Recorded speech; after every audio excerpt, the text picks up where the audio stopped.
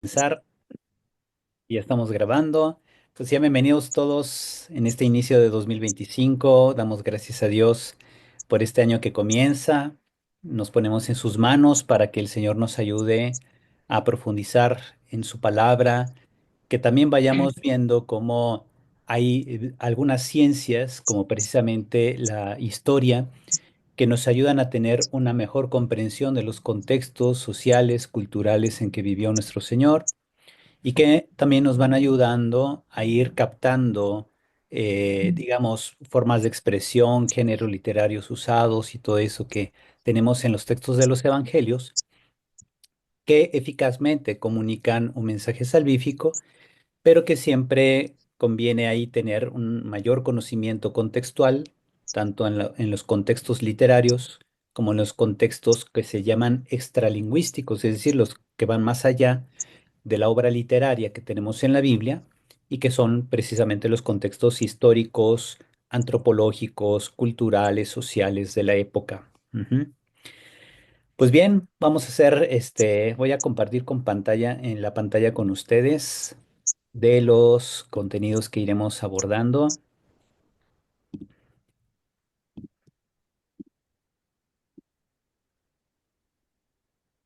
Aquí está. Muy bien, entonces nuestro curso que se llama, tiene un nombre largo, El Jesús histórico y los comienzos de la devoción a Jesús en el cristianismo primitivo del siglo primero. Podría abreviarse así como que el Jesús histórico y los comienzos de su devoción, que finalmente, pues todo lo relativo al comienzo de la devoción a la persona de Jesús se desarrolla dentro del contexto histórico del siglo primero. Ajá. Antes de entrar a la época patrística, pues ya hay todo un trabajo de más de 100 años que van configurando precisamente la forma como las comunidades fueron interpretando la figura histórica de Jesús, pero también a la luz de una teología que es heredera, digamos, de la teología del judaísmo de tiempos del Segundo Templo y que fue encontrando después con el tiempo una riqueza cultural en el pensamiento helenístico, en el pensamiento griego, que le permitió irse formando ya como una identidad, con una identidad propia en medio de las sociedades dominadas por el Imperio Romano. Y así hacia finales del siglo segundo ya quedó formalmente constituida, como decimos, la Gran Iglesia, que es un concepto que utilizan mucho los historiadores, los antropólogos sobre la configuración de identidad de la comunidad cristiana ya como una iglesia diferenciada del judaísmo, una iglesia también ya que se ha convertido en el punto de convergencia de muchas perspectivas cristianas que estaban diseminadas, que divergían en algunos aspectos, pero que poco a poco se fueron concentrando en una interpretación ya propiamente oficial, lo que se convirtió ya en la doctrina cristiana, que fue como un punto de llegada, ¿no? A veces tenemos la idea de que fue el punto de partida y después vino una proliferación de opiniones, cuando al parecer cada vez encontramos más datos que nos permiten ver que al parecer fue al revés, que hubo una diversidad de comprensión de la figura histórica de Jesús y que poco a poco se fue configurando un pensamiento ya formal, doctrinal sobre su persona y que constituyó la base del pensamiento cristiano. Ujú. Vamos a comenzar entonces poniéndonos en la presencia de Dios con una oración inicial. Aquí pongo en la imagen, junto con una imagen de nuestro Señor, la figura de Carlo Acutis. No sé si han oído de él, Sí, este apóstol de las redes sociales. Bueno, no existían redes sociales en su época. Él murió, de hecho, muy joven, más o menos unos 15, 16 años, algo así, pero que el poco tiempo de vida que tuvo lo empeñó en evangelizar a través del Internet. Ajá, y es precisamente el ámbito en el que nosotros nos movemos. Y este curso, como todos los cursos que un servidor ofrece y el trabajo que la iglesia hace en conjunto, a través de los medios digitales, pues son obras de evangelización también, que están coordinadas, que van acorde precisamente con la enseñanza oficial de la Iglesia para garantizar la correcta educación de todos los que se acercan. En nombre del Padre y del Hijo y del Espíritu Santo. Amén. Amén. Amén. Señor Jesús, que nos llamas a continuar la obra de la evangelización en el mundo en que Dame Dios. vivimos, concédenos por intercesión del Beato Carlo Acutis la guía del Espíritu Santo, de modo que todo lo que aprendamos en este curso nos sirva para extender tu reino de amor, paz y reconciliación en el mundo. Ayúdanos a que, como hizo el Beato Carlo, hagamos uso de los medios tecnológicos para impulsar el trabajo pastoral y la predicación y mejor comprensión de tu Evangelio. Te lo pedimos a ti que vives y reinas por los siglos de los siglos. Amén. Amén. Amén. Santa María, sede de la sabiduría y reina de la paz, ruega por Ruega por nosotros. Ruega por nosotros. nosotros. El Beato Carlo Acutis ruega por nosotros también. Ruega por Ruega por nosotros. En nosotros. nombre del Padre, del Hijo y del Espíritu Santo. Amén. Amén. Muy bien, entonces pasamos al objetivo general de nuestro curso. El curso del Jesús histórico y comienzos de la devoción a Jesús en el cristianismo primitivo del siglo I tiene como objetivo general permitir a los participantes analizar de manera crítica los resultados de investigaciones recientes sobre el Jesús histórico y los inicios de su devoción en el cristianismo primitivo. Para ello se integrarán las aportaciones de reconocidos autores como Raymond Brown, John P. Mayer, Santiago Guijarro, Rafael Aguirre, Carlos Gil, Carmen Bernabé y Larry Hurtado.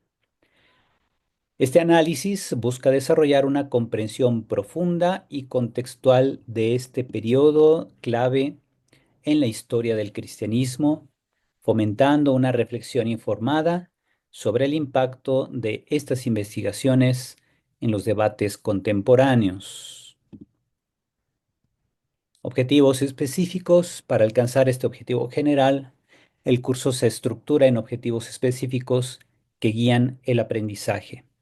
Primero, los estudiantes identificarán y comprenderán los enfoques, contribuciones y metodologías de los autores estudiados, distinguiendo las perspectivas metodológicas y temáticas que definen sus trabajos. Como decimos, pues una cosa es estudiar a un autor y otra cosa es, como se dice por ahí, comprarle todo lo que dice. Es decir, hay que desarrollar, como se dice, un pensamiento crítico, ¿verdad? Entonces yo puedo leer a un autor y lo primero que tengo que hacer es plantearme, primero, qué dice, cómo lo dice, qué metodología está usando y marcar una cierta distancia que además es por salud crítica, es decir, por la aplicación de una metodología de análisis. Tengo que analizar al autor desde fuera y decir, pues va por aquí, va por acá, quizá apuntala muy bien esto, le falla esto otro, etcétera. Porque fíjense, comúnmente cuando se hace una lectura acrítica, es decir, sin un criterio definido, podemos comprarle todo al autor que leemos, ¿no? Y entonces decimos, ah, pues es padrecito, y entonces pues ya lo leo y bueno, podrá ser padrecito, pero bueno, tiene cierto tipo de formación, ¿no? Entonces, no piensa igual un padrecito que quizá recibió una formación en una universidad donde nunca cuestionó a sus maestros o nunca cuestionó los libros que leía y entonces acabó comprando completamente una línea de interpretación. Eh, Déjeme ver acá. Mm,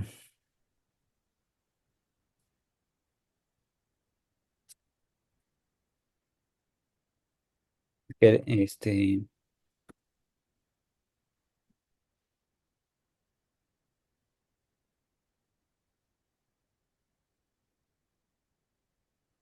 ahí está.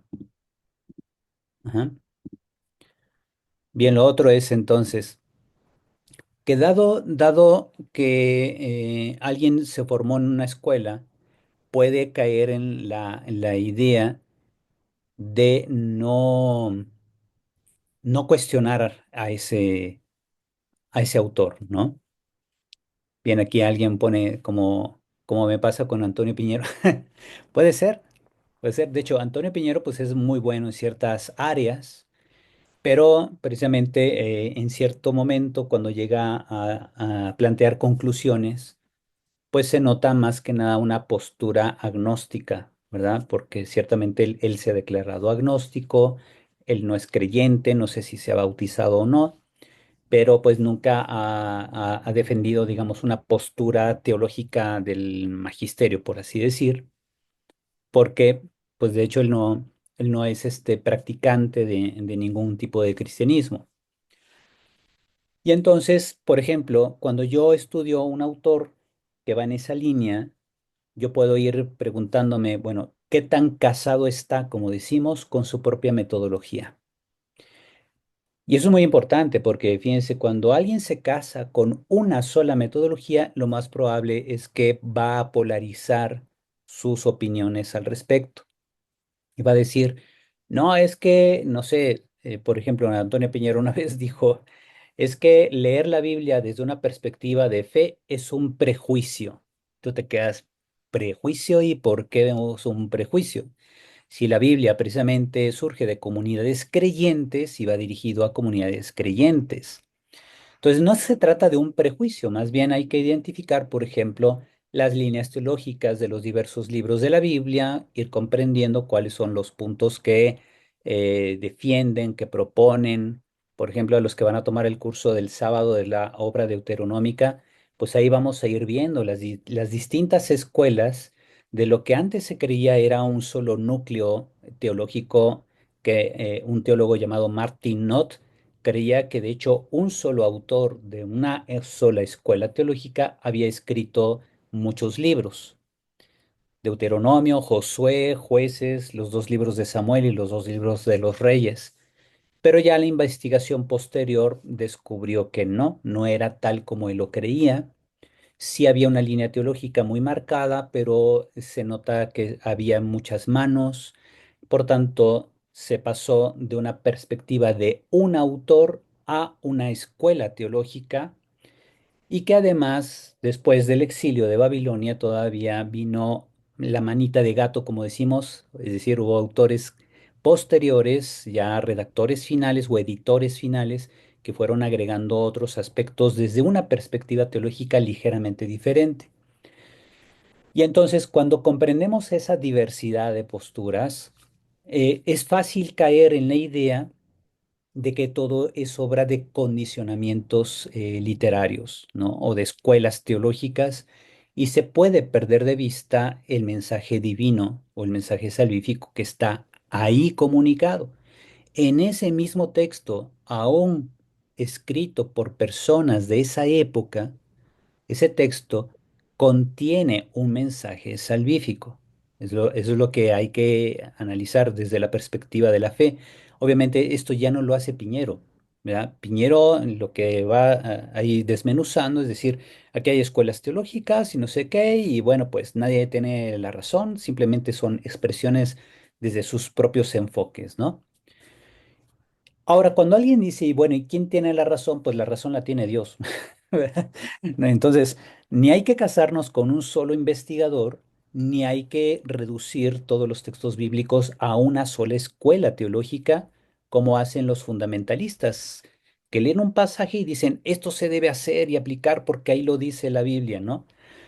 Y uno dice, no, pues a ver, espérate tantito, ¿verdad? Hay límites, hay distanciamiento que se tiene que hacer y ese distanciamiento es sano, ¿verdad? Para el intérprete. Y otra línea que hay que tener en cuenta y que obviamente Piñero y otros autores agnósticos nunca toman en cuenta es la postura del magisterio. El magisterio eclesiástico, que es el Papa y los obispos unidos a él en cuanto maestros de la fe o doctores de la fe, tienen la función de conducir al pueblo de Dios eficazmente a la salvación. Ajá. De ahí que la Dei Verbum del Vaticano II diga que la interpretación del magisterio es la interpretación auténtica de la perspectiva o de la fe católica, pero no es exclusiva. ¿Por qué? Porque pues para eso estamos los exégetas, por ejemplo, que colaboramos, apoyamos, orientamos o damos ahí una plática, digamos, a nuestro respectivo obispo, cuando luego nos llama al consejo y nos dice, a ver, ayúdame a entender mejor este pasaje bíblico, ¿no? Y así. Entonces lo que encontramos ahí es un oficio de servicio al magisterio. Nosotros como sacerdotes, teólogos, exégetas, ofrecemos un servicio de orientación a un miembro del magisterio, que podría ser un obispo, el obispo diocesano, el cual a su vez tiene que mantener su cohesión y unidad con la enseñanza de todo lo que es el organismo del magisterio. O sea, el Papa, los obispos, los concilios de toda la historia, etcétera. Entonces es un marco muy, muy amplio y bueno, pues uno está al servicio de, ¿verdad? Y ellos son los pastores. Por eso nosotros como sacerdotes, pues también somos pastores, pero en comunión siempre con nuestro respectivo obispo y a través del obispo con toda la jerarquía de la iglesia que funge precisamente como sucesores de los apóstoles. Ajá. Y así todos vamos colaborando, poniendo cada quien su propia parte. ¿Ok?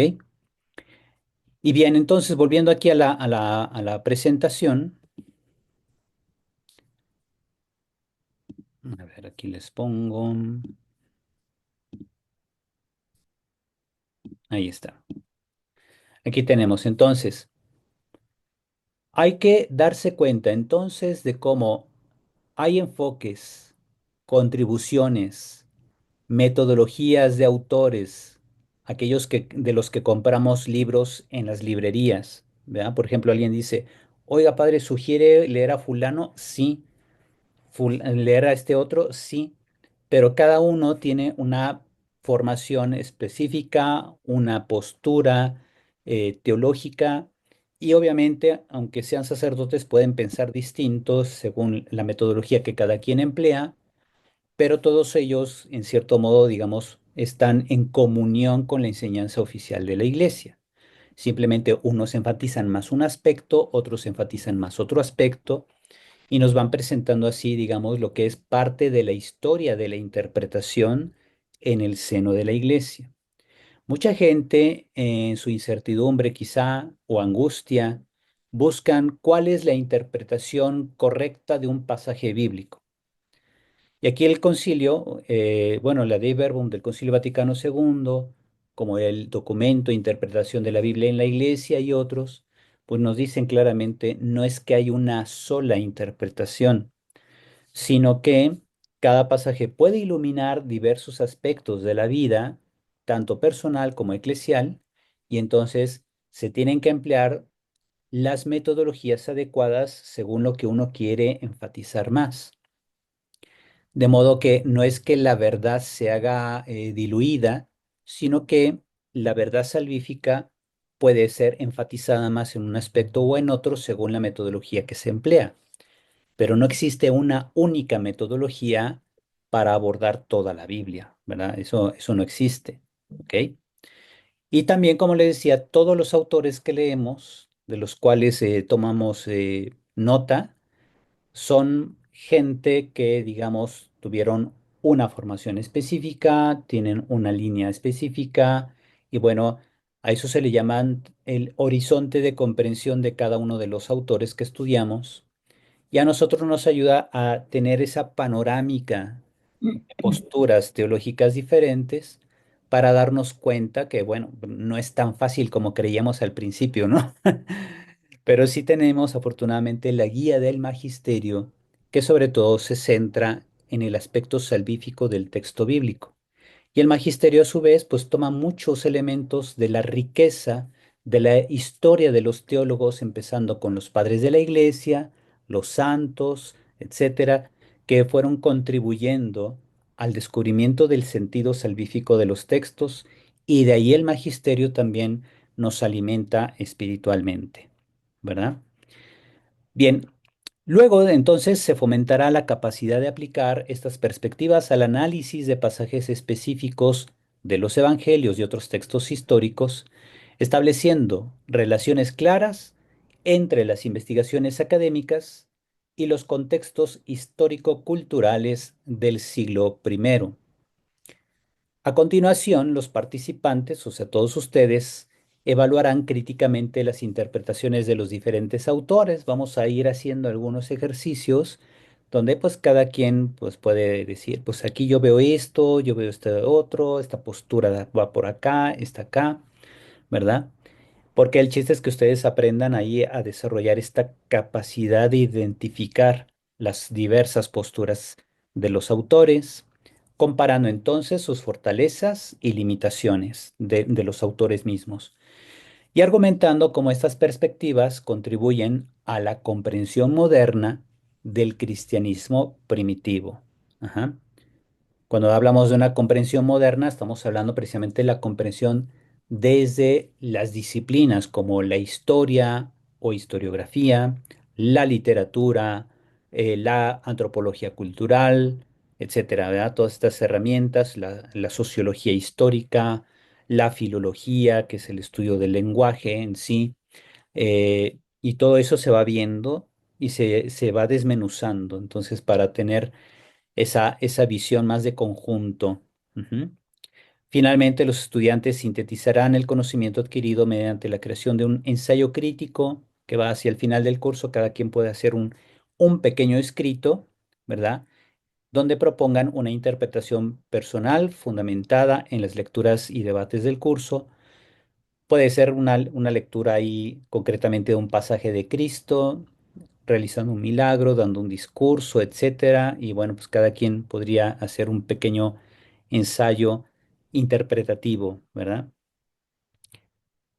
No hay que tener miedo aquí, no se trata de ver cuánto voy a sacar, no, simplemente es ejercitarse en el acto del estudio y la comprensión de los textos. Ahora, objetivos específicos también. El curso no solo garantiza un abordaje progresivo y profundo de los temas, sino que también estimula la participación activa, la personalización del aprendizaje y el desarrollo de habilidades de análisis y evaluación crítica. Porque luego mucha gente se queda así como que, ¿y tú qué piensas sobre esto? No, pues quién sabe. Entonces, el chiste es como ir desarrollando también una postura, ¿verdad? Vamos a ir adquiriendo algunos elementos y vamos a ir revisando también lo que la iglesia, lo que la doctrina nos enseña, ¿no? De esta forma, los participantes no solo ampliarán su conocimiento, sino que también adquirirán herramientas para reflexionar y comunicar con profundidad los resultados de sus aprendizajes. Ujú. Tenemos como temario la introducción general, estamos empezando aquí. Haremos un repaso en lo que es hoy y el miércoles de las tres búsquedas del Jesús histórico, ¿verdad? Es decir, ha habido tres etapas grandes de investigación sobre el Jesús histórico. Después abordaremos los criterios de historicidad y datos históricos que conocemos sobre Jesús. Después, elementos históricos de los relatos sobre la infancia de Jesús. Ahora que acabamos de pasar esta época del nacimiento de Cristo, todavía estamos litúrgicamente en el tiempo de Navidad. Recuerden que termina con la celebración del bautismo del Señor. Pero bueno, pues ya los textos relativos a la infancia de Jesús ya los hemos pasado en las misas, pero aquí pues vamos a analizarlos desde esta perspectiva de la investigación histórica y obviamente elementos teológicos que van emanando pues de los mismos textos bíblicos. Obviamente no veremos todos los pasajes, pero sí pasajes selectos, ¿verdad? Vamos a ir haciendo pasajes selectos relativos a lo que es desde el momento de la anunciación o pues, lo que es genealogía, anunciación, nacimiento de Cristo, etcétera. Veremos después la historicidad de la predicación de Juan el Bautista y de los comienzos del ministerio de Jesús, así como su predicación sobre el reino de Dios. Después el cuarto tema, los milagros de Jesús sometidos a la investigación histórica. El quinto tema, la forma como Jesús interpretaba la ley de Moisés, ¿verdad? ¿Qué tanto se ajustaba bueno, lo que era la perspectiva saducea y farisea de la época, qué tanto se acercaba a la interpretación de unos o de otros, en qué puntos difería de unos y de otros, y sobre todo, qué era lo que pretendía rescatar Jesús en su forma de interpretar la ley de Moisés, para no caer en este dualismo, ¿no? De fariseos contra saduceos, como se refleja en los pasajes evangélicos, que estos dos grupos tenían un constante encontronazo en ideas, en perspectivas. Después, las parábolas de Jesús sometidas a la investigación histórica. Trataremos de ver, precisamente a partir de ciertos criterios, las parábolas de Jesús, qué elementos encontramos en ellas que se puedan atribuir directamente a Jesús o quizá atribuir al evangelista y el contexto de evangelización dentro del cual escribió, y que de todos modos van recogiendo elementos históricamente atribuibles a Jesús, ¿verdad? Aunque una parábola que está en labios de Jesús quizá no tengamos suficientes elementos para atribuírsela históricamente a Jesús, no obstante, sí encontramos elementos propios de la enseñanza de Jesús en los contenidos de esa parábola, aunque quizá un evangelista la haya redactado tiempo después. Ujú. De todos modos, eso no contradice la inspiración que el Espíritu Santo dio a un evangelista para comunicar algún aspecto o enseñanza de nuestro Señor, ¿verdad? Tema 7, la muerte de Jesús en la reconstrucción del relato premarquiano de la Pasión y su reinterpretación por parte de los evangelistas. Tema 8, noticias sobre la resurrección y consecuencias.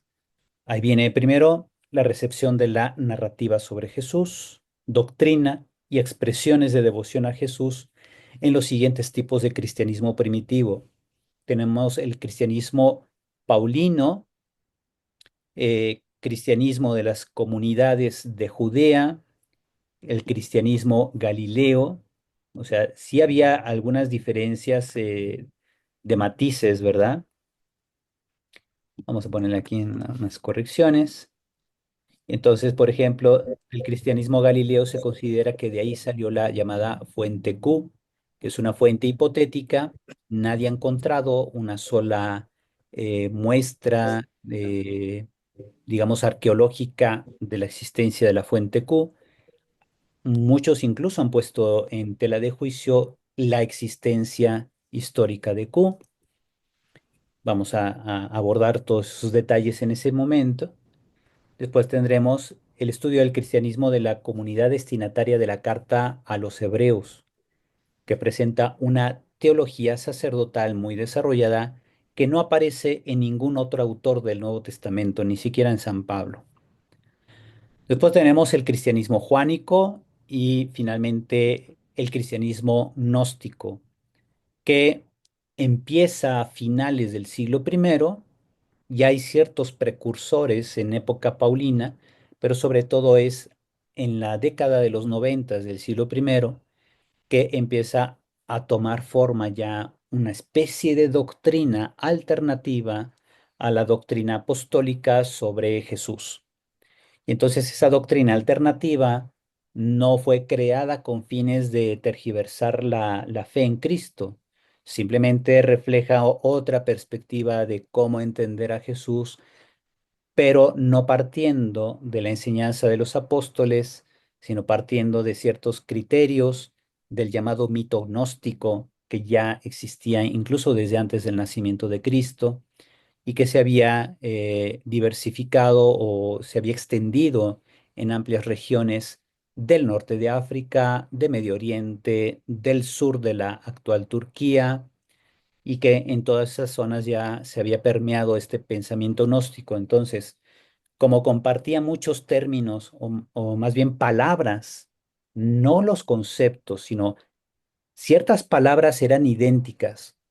Por ejemplo, el término logos, que significa palabra, luz, tinieblas, eh, no sé, salvación, perdición, alma, cuerpo, carne. Todos esos términos que aparecen también en el cristianismo, los gnósticos los interpretaban de otro modo. Entonces, cuando llega la evangelización a muchos de estos lugares donde ya existía la proliferación del mito gnóstico, sin darse cuenta, interpretan el evangelio desde esas categorías, es decir, desde esa forma de entender ciertas palabras, y entonces, sin darse cuenta, empiezan a tergiversar propiamente la fe. Ajá. Ya con el paso del tiempo, la persistencia en esta postura no apostólica fue lo que llevó a San Ireneo a escribir el libro Contra los herejes, allá por el año 178, 180, dirigiéndose precisamente a todos sus lectores para ponerlos en advertencia del grupo de aquellos cristianos que han tergiversado la fe y que se empecinan en una postura que no tiene fundamentación apostólica, sino que se basa principalmente en una perspectiva diferente que de hecho no tiene nada que ver ni con el judaísmo ni con el cristianismo primitivo o el cristianismo apostólico, porque el pensamiento gnóstico, el mito gnóstico surge en un contexto helénico completamente desconectado de la fe bíblica. Ajá. Ok, entonces todo eso lo iremos viendo en su momento, sobre todo ya prácticamente lo que sería eh, parte del mes de abril, mayo, por ahí vamos a ver todos estos elementos del punto 8. Sin embargo, a lo largo de los cursos, bueno, a lo largo de los temas del curso, voy a ir haciendo algunas conexiones precisamente con la historia de la devoción de nuestro Señor. Y así no nos limitaremos a aspectos estrictamente, digamos, áridos como es la investigación histórica, sino que iremos viendo también cómo los cristianos o los primeros seguidores de Jesús en distintos lugares fueron asimilando el mensaje evangélico y cómo desde la certeza de la resurrección de Cristo empezaron a hacer una recomprensión o reinterpretación de la figura histórica de Jesús. Ajá. Lo cual no es invención, como dicen algunos, que se inventaron la divinidad de Jesús y todo eso, algunos acusan. No, no es eso. Recordemos que siempre está la acción del Espíritu Santo ayudando a la comunidad creyente para entender la voluntad de Dios expresada en la vida y misión de Jesús, de la cual pues había muchos testigos en aquella época y que todos ellos pues también fueron validando, aprobando, dando su visto bueno a todo lo que se venía expresando en los signos de devoción a nuestro Señor. Ujú. Algunas anotaciones que hay que tener en cuenta. El curso se impartirá en la modalidad a distancia. Cada sesión de clase se grabará y se pondrá a disposición de los alumnos inscritos para su estudio y repaso.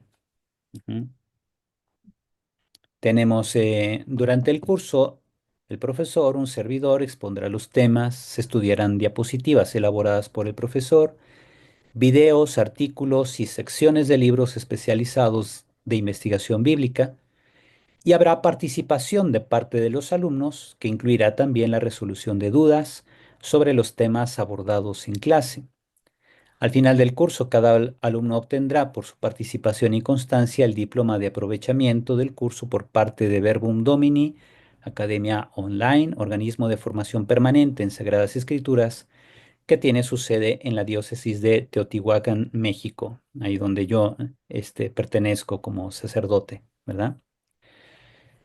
Bien, en el tema introductorio, las tres búsquedas del Jesús histórico, pongo aquí este libro, no sé si ya alguno lo haya adquirido antes, del padre José Ruiz García, autor de este libro, que lo dedica precisamente a hacer todo un estudio lo más preciso posible, con pormenores y todo, de las tres etapas de la búsqueda del Jesús de la historia, ¿verdad?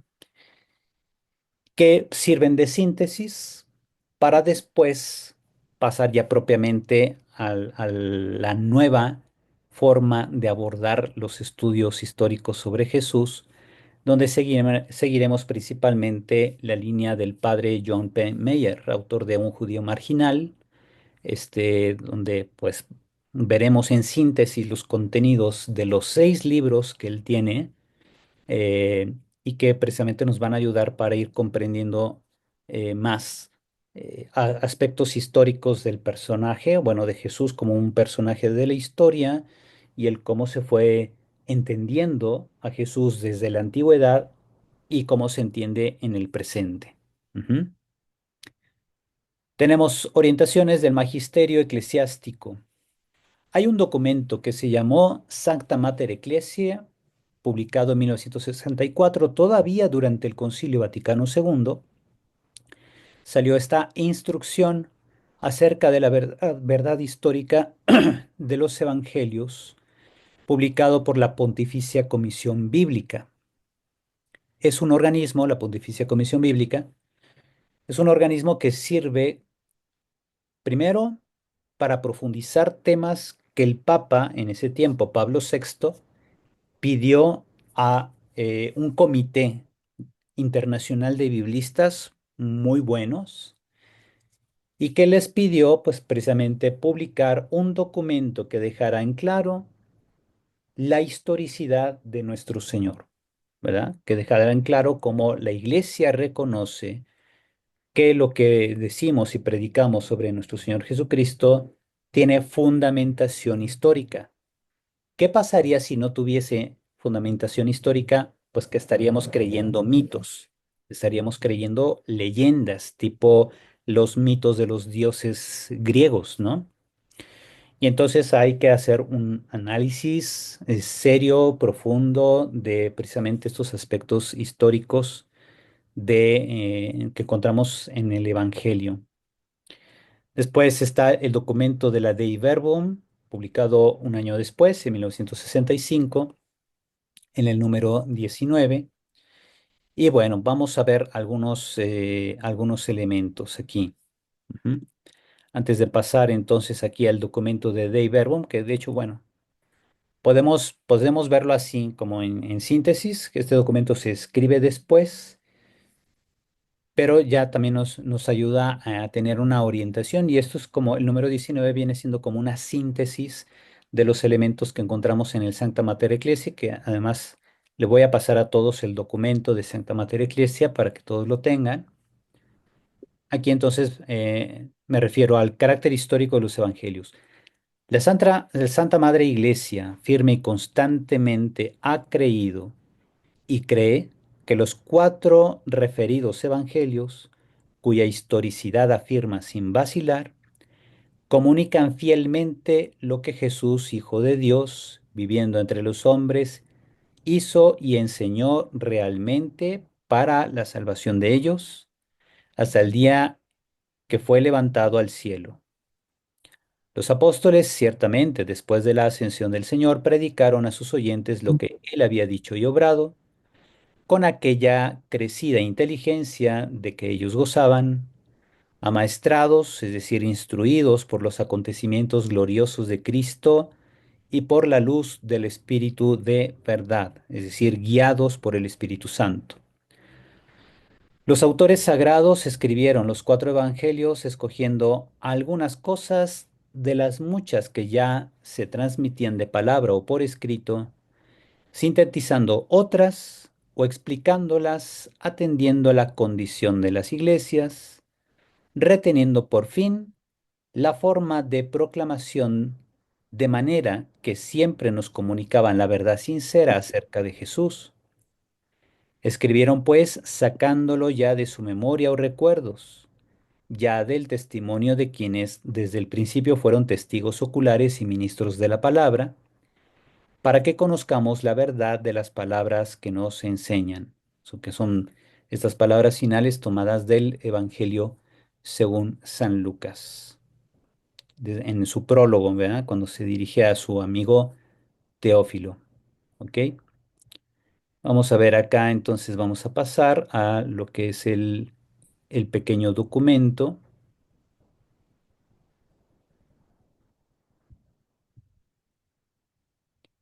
Si aquí está, déjeme ver.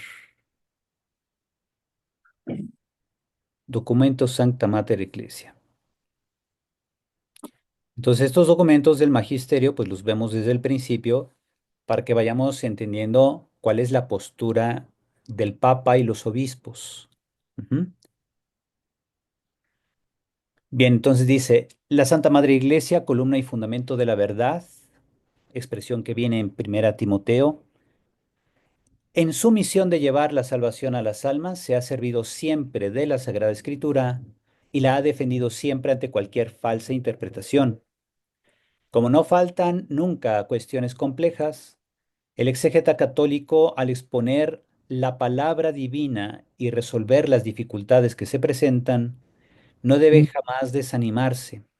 Por el contrario, debe buscar con todas sus fuerzas hacer que el sentido genuino de las Escrituras quede siempre más claro, confiando no solo en sus fuerzas, sino sobre todo en la ayuda de Dios y en la luz de la Iglesia.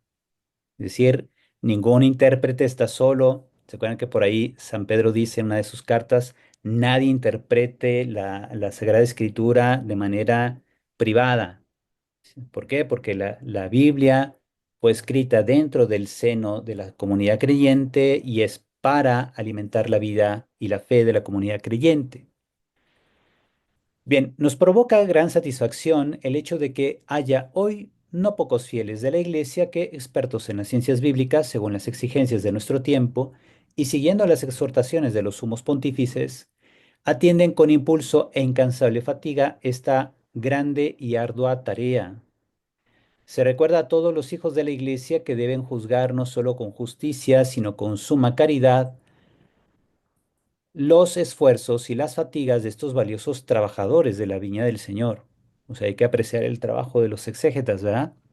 Porque incluso intérpretes de preclara fama, como el mismo San Jerónimo, han obtenido a veces solo un éxito relativo en sus tentativas de resolver las cuestiones de mayor dificultad. Se debe vigilar que en el ardor de las disputas no se sobrepasen los límites de la mutua caridad ni de ni de, perdón, ahí con acento es del verbo dar, ni de la impresión en la polémica que se ponen en duda las mismas verdades reveladas y las tradiciones divinas. Porque sin la concordia de las almas y sin el respeto indiscutible de los principios, no se pueden esperar grandes progresos en esta disciplina a partir de los estudios de muchos. El esfuerzo de los exegetas es hoy tanto más necesario en cuanto se van difundiendo muchos escritos en los que se pone en duda la verdad de los dichos y los hechos contenidos en los evangelios.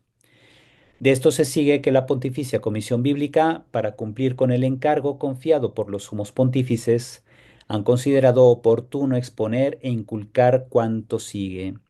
Es decir, y esto nos viene muy bien aquí a nosotros, ¿verdad? Dado que vamos a aplicar metodologías de ciencias humanas como la historia, sociología, etcétera, esto no nos debe llevar a la idea de que lo que encontramos en los evangelios es mito o es expresión exagerada de Jesús como históricamente se movió en Israel.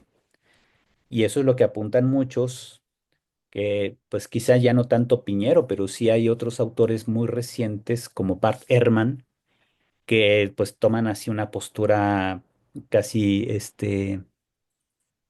digamos, inquisidora contra toda perspectiva de la fe. Ajá, entonces hay que estar muy atentos a eso para no irse a ninguno de los extremos, ¿ok? Ni ser fundamentalistas, de decir esto dice la Biblia y esto se debe hacer, ¿verdad? Porque ahí se podría acabar validando hasta la guerra santa, la muerte de algunas personas. Y tampoco se puede llegar a la idea de que, pues da igual lo que diga, que al fin y al cabo todo es fantasía, ¿no? Entonces, esa es la postura de otros yéndose al otro extremo. Entonces, ¿qué nos enseña la iglesia? Nos enseña, hay que tener en cuenta esto. Primero, el exégeta católico, bajo la guía del magisterio eclesial, o sea, bajo la guía de la enseñanza oficial de la iglesia, aproveche todos los resultados obtenidos por los exegetas que le han precedido, especialmente aquellos de los santos padres y los doctores de la iglesia. O sea, los padres de la iglesia, doctores, pues hay muchos doctores, más o menos unos 35 doctores que han declarado los papas, que de entre los santos se han caracterizado por su enseñanza sublime. Entonces hay que valerse de ellos, de padres de la iglesia, doctores de la iglesia, acerca de la inteligencia del texto sagrado y se empeñan en proseguir su obra, con el fin de llevar a una luz plena la perenne verdad y la autoridad de los evangelios, siguiendo fielmente las normas de la hermenéutica racional y católica. Fíjense, ¿qué es la hermenéutica? Pues la disciplina para comprender el sentido de un texto para la gente de hoy. Esa es la hermenéutica, distinta de la exégesis, que estudia el sentido del texto en sus contextos originarios. Eso hace la exégesis, mientras que la hermenéutica nos ayuda a aterrizar el texto en el presente. ¿Ok? Entonces el exégeta debe valerse de las normas de la hermenéutica, sí racional, pero al mismo tiempo católica. Será solícito en servirse de nuevos medios de exégesis, especialmente aquellos ofrecidos por el método histórico universalmente considerado. Tal método estudia con atención las fuentes, define su naturaleza y su valor de estas fuentes, sirviéndose de la crítica textual, la crítica literaria. Recordemos, la crítica textual es el estudio comparativo de manuscritos antiguos que tenemos sobre la Biblia. La crítica literaria, que es analizar los recursos literarios de los autores bíblicos para expresar la palabra de Dios, pero también el conocimiento de las lenguas. Por ejemplo, nosotros los biblistas tenemos que estudiar años, hebreo, el griego. El arameo quizá no tanto, porque no hay gramáticas tan completas del arameo como si lo hay del hebreo. Ajá. Pero pues se estudia lo que se puede, ¿verdad? Con tener un mejor conocimiento posible del arameo también, que son las lenguas que emplearon los autores bíblicos. El exégeta pondrá en práctica la admonición del Papa Pío XII, que lo obliga a prudentemente buscar la forma de decir y el género literario adoptado por el agiógrafo que pueda llevar a una recta y genuina interpretación y se persuada que esta parte de su trabajo no puede ser descuidada sin causar daño a la exégesis católica. O sea, no puede uno pasar por alto diciendo, no, ¿para qué estudio literatura? ¿Para qué estudio historia? Lo que importa es lo que dice la palabra de Dios. No, pues ahí estás preparando un talibán de la fe.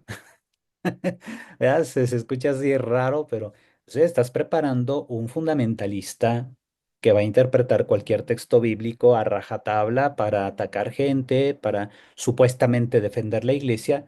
Y no sé si se han fijado, hay muchos youtubers, incluso muchos laicos y uno que otro sacerdote que se ve que no es biblista, pero que polarizan mucho los datos y siempre, ay, la iglesia es atacada aquí y allá, y entonces van tomando una postura prácticamente como de cruzados, ¿verdad? O sea, como el tiempo de las cruzadas, y de considerar al que piensa diferente como un enemigo potencial de la fe.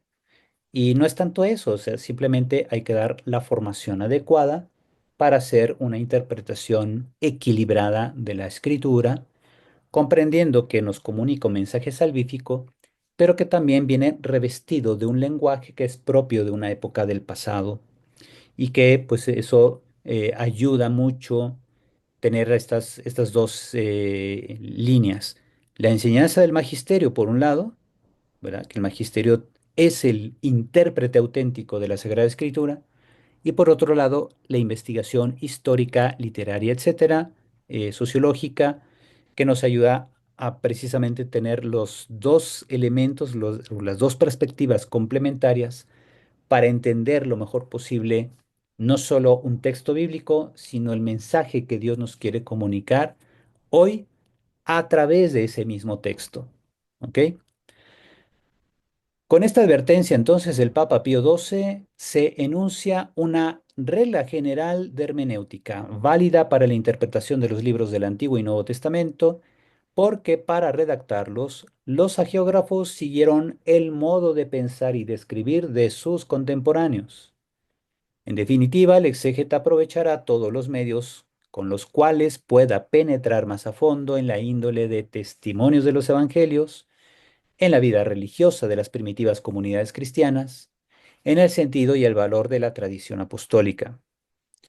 Allá donde convenga, le será lícito al exégeta examinar los eventuales elementos positivos ofrecidos por el método de la historia de las formas para servirse de él de una forma correcta para una profunda inteligencia de los evangelios.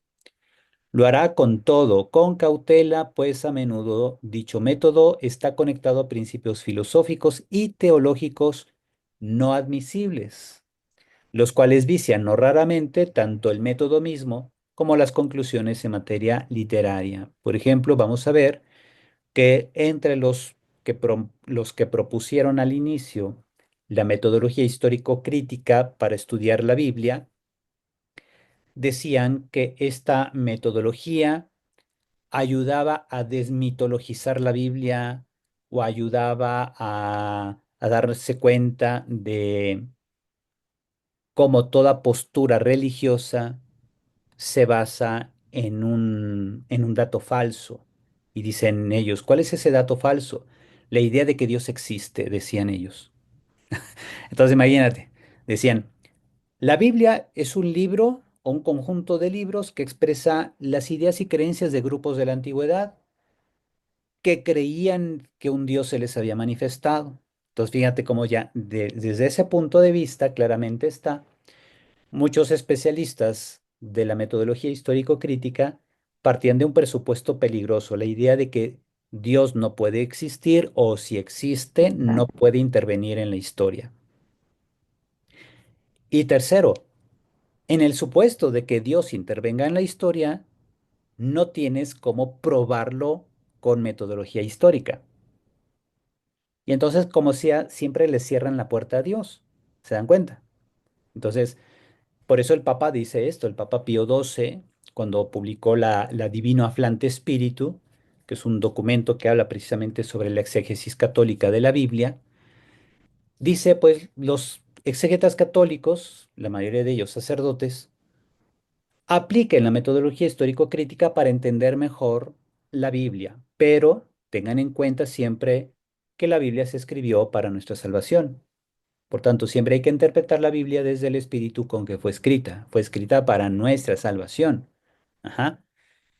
Y entonces, aquí el exégeta tiene que equilibrar entonces la postura teológica o método teológico, como le llama el Papa Benedicto XVI, y por otro lado también equilibrarlo con la investigación literaria e histórica, que si bien los modos de expresión que encontramos en la Biblia pertenecen al pasado, eficazmente son vehículos de un mensaje salvífico. Entonces, no hay que desacreditar una postura por la otra. Ajá. Entonces, pongo aquí, de hecho, bueno, el documento dice aquí, de hecho, algunos partidarios de este método, llevados por prejuicios racionalistas, se niegan a reconocer la existencia del orden sobrenatural y la intervención de un Dios personal en el mundo ocurrido mediante la revelación propiamente dicha, así como también niegan la posibilidad y existencia de milagros y profecías. Otros parten de una falsa noción de la fe como si ésta no se preocupase de la verdad histórica o incluso fuera incompatible con ella, que vendrían siendo los fundamentalistas, ¿verdad? Imagínense como aparecen precisamente textos ahí en libros antiguos que dicen, a los que hagan este tipo de actos deben ser lapidados, ¿no? Y hoy en día, pues uno dice, no, no puedes hacer eso, porque al mismo tiempo, pues ahí está el mandamiento, no matarás, ¿no? Entonces, ¿cómo se deben interpretar esos elementos que forman parte de unas enseñanzas complementarias a los llamados 10 mandamientos. Es allí donde el exégeta tiene que analizar los contextos históricos, culturales de la época, la línea teológica que está detrás de un texto y al mismo tiempo ir desmenuzando a lo largo como de la historia de la interpretación ha habido diversas posturas. Por ejemplo, ningún padre de la iglesia valida el que se tenga que lapidar a una persona que falló en fidelidad al matrimonio, ¿verdad? Y eso que son los padres de la iglesia. Entonces, no porque diga un texto bíblico ya se debe interpretar tajantemente así. Los mismos padres de la iglesia ayudan a entender a través de la alegoría, que es, por ejemplo, el curso que comenzamos mañana, a quienes van a tomarlo, ahí vamos a ver cómo la alegoría es precisamente la forma más eficaz de entender el sentido salvífico de los textos. Por eso, fíjense, no sé, hay algunos que van a tomar ambos cursos y bueno, pues se van a llevar ahora sí la tajada grande del pastel. ¿Por qué? Porque en este curso vamos a analizar elementos históricos y algunos elementos teológicos, y en el otro curso vamos a analizar elementos teológicos que alimentan la vida espiritual, ¿verdad? Y entonces, pues ahí viene a complementarse muy bien esto. Y bueno, pues es lo que hay que tener siempre en cuenta, ¿no? Somos, si bien hijos de nuestro tiempo, pero también somos herederos de la rica tradición auténtica que nos comunica el magisterio, que es la tradición de interpretar la Biblia para la salvación de todos los hombres. Como dice la carta a Timoteo, Dios quiere que todos los hombres se salven y lleguen al conocimiento de la verdad. Entonces, nadie de antemano está condenado. Nadie de antemano está condenado, ¿verdad? Ni siquiera los más malos, ¿verdad? Que simplemente pues no han tenido una experiencia profunda de Dios en su vida, por lo que hay que pedir por ellos para que el Señor los transforme, que Dios se les manifieste vivo y cercano para que recapaciten y reorienten su vida. Y como bien ahí se entiende también el pasaje, ¿no? Que dice, Dios no quiere la muerte del pecador, sino que se arrepienta y viva. Y la forma correcta de arrepentirse o de facilitar un arrepentimiento es el encuentro con Cristo, un encuentro existencial, espiritual con Cristo. Y eso es parte de nuestra tarea como miembros de la Iglesia, facilitar este encuentro con Jesucristo a las personas que piensan diferente o incluso personas que siendo católicas radicalizan su forma de interpretar la Biblia y acaban pues prácticamente validando violencia o insultos, etcétera, pues tampoco es eso lo que Cristo quiere, ¿ok? El exégeta entonces, para afirmar la firmeza de cuanto refieren los evangelios, vigile con diligencia los 3 momentos a través de los cuales la enseñanza y la vida de Jesús llegaron a nosotros. Los mencionamos así de rápido. Primero, Cristo el Señor escogió discípulos que lo siguieron desde el inicio, vieron sus obras, escucharon sus palabras y tuvieron en grado de convertirse en testigos, estuvieron en grado de convertirse en testigos de su vida y de su enseñanza. El Señor, cuando exponía de viva voz su enseñanza, seguía las formas de pensamiento y de expresión que se usaban entonces, adaptándose así a la mentalidad de los oyentes y haciendo que cuanto él enseñaba se imprimiera firmemente en sus mentes y pudiera ser retenido con facilidad por sus discípulos. Estos entendieron bien los milagros y los otros eventos de la vida de Jesús como hechos obrados y dispuestos para el fin de mover a la fe en Cristo y hacer abrazar por medio de la fe el mensaje de salvación. Parte B. Los apóstoles anunciaban sobre todo la muerte y resurrección del Señor, dando testimonio de Jesús, del cual contaban con fidelidad episodios biográficos y dichos, teniendo presente en su predicación las exigencias de los diversos oyentes, incluso las necesidades ¿verdad? De las comunidades destinatarias. Después que Jesús resucitó de entre los muertos y su divinidad apareció de un modo más claro, tan lejos estuvo la fe de borrar la memoria de las cosas que habían acontecido, que más bien la afianzó, porque esa fe se fundamentaba en cuanto Jesús había hecho y enseñado. No se ha de pensar que por el culto con que desde entonces los discípulos veneraban a Jesús como Señor e Hijo de Dios, éste se transformó en una persona mítica y fue deformada su enseñanza, mas no hay por qué negar que los apóstoles transmitieron a sus oyentes cuanto Jesús realmente había dicho y hecho con aquella inteligencia más plena de que de que ellos gozaban. Instruidos por los acontecimientos gloriosos de Cristo y por la luz del Espíritu de la verdad. Aquí, por tanto, hay elementos, ¿verdad? Se fijan, aspectos que son acontecimientos donde hubo testigos. Después viene un clima de predicación, pero siempre está la guía del Espíritu Santo, el Espíritu de verdad, que como dice nuestro Señor Jesucristo en el Evangelio de San Juan, el Espíritu Santo se nos da para que vayamos comprendiendo cada vez mejor el mensaje que nos comunica la palabra de Dios. Por eso dice Cristo, el Espíritu los guiará a la verdad plena. ¿Mm? Es decir, a la comprensión última de la Escritura. De esto se sigue que como Jesús mismo, tras su resurrección, les interpretaba las palabras tanto del Antiguo Testamento como las suyas propias, así también ellos explicaron los hechos y las palabras según las exigencias de los oyentes. Constantes en el ministerio de la palabra, predicaron en un modo adaptado a su fin específico y a la mentalidad de los oyentes, pues eran deudores de griegos y bárbaros, sabios e ignorantes.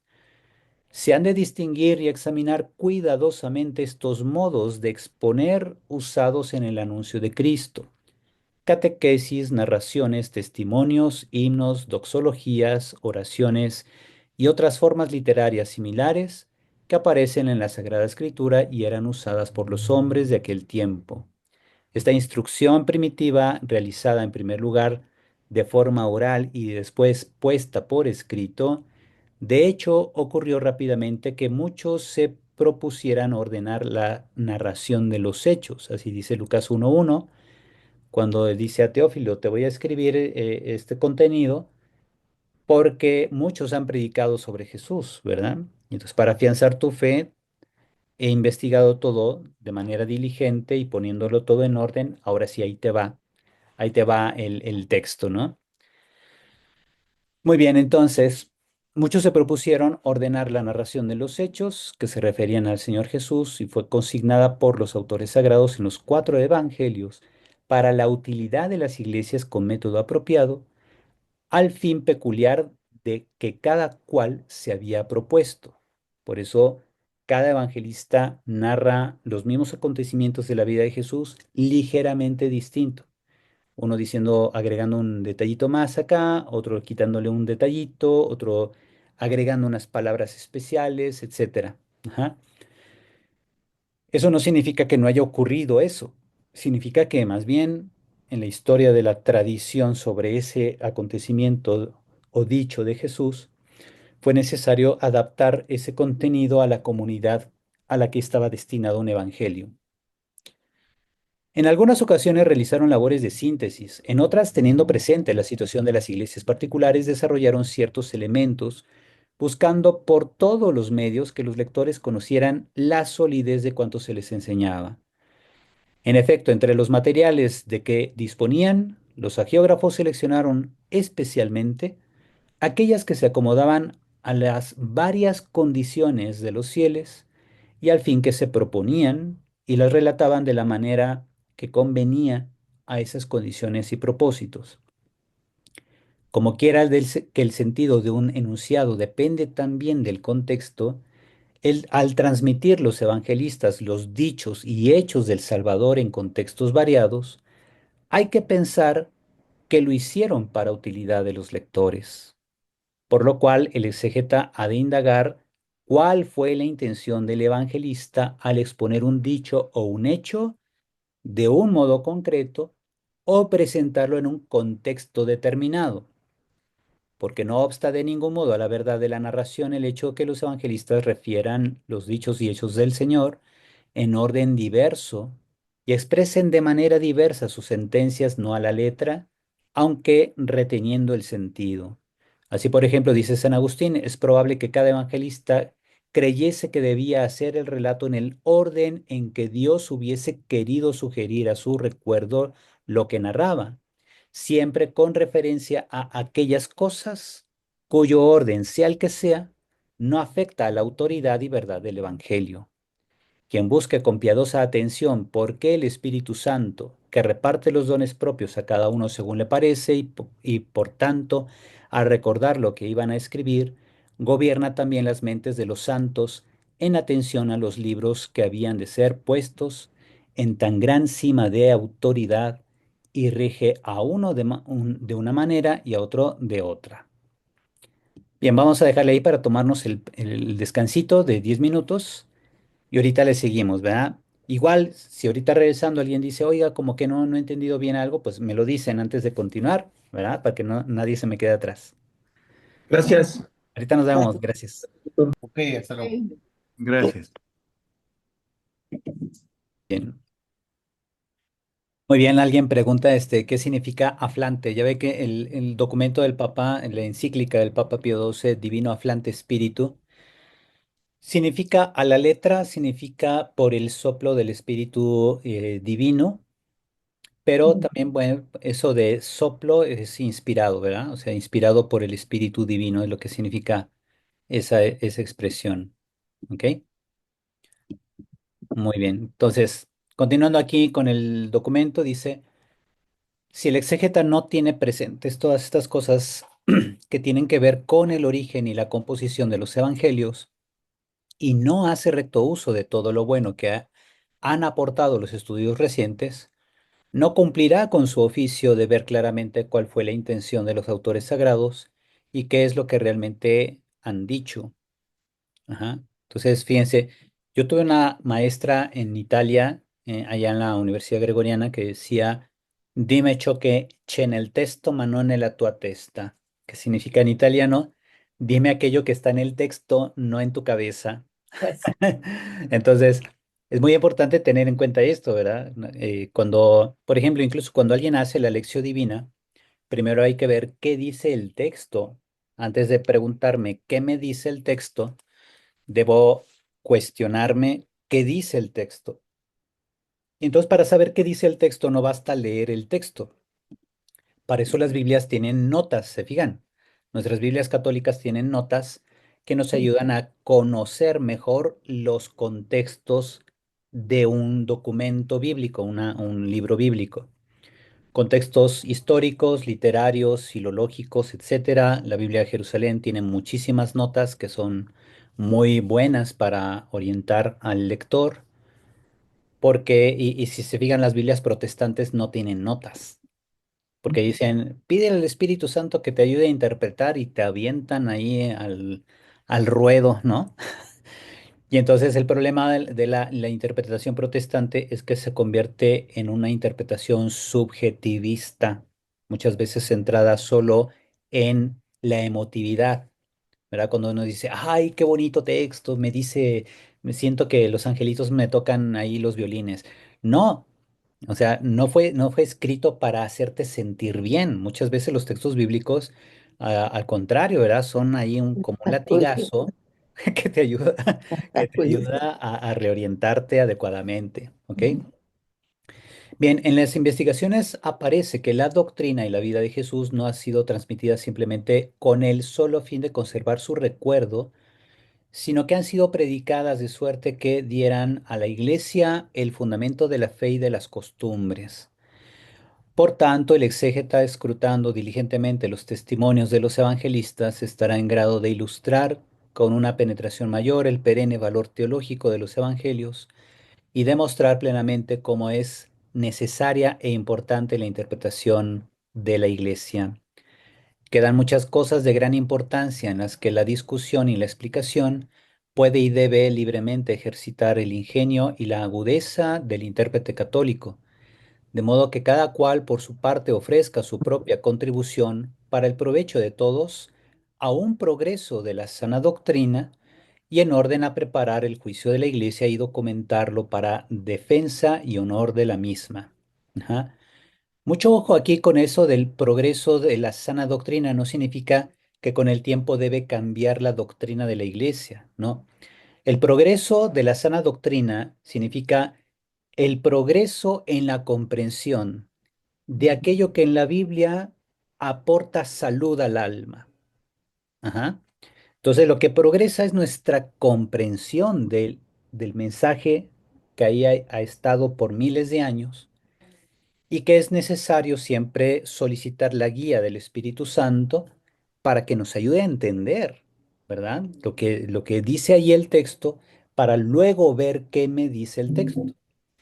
Digamos específicamente así en síntesis, primero es la exégesis, qué dice el texto en sus contextos originarios, y después la hermenéutica. Ahora, ¿qué dice este texto a la iglesia hoy?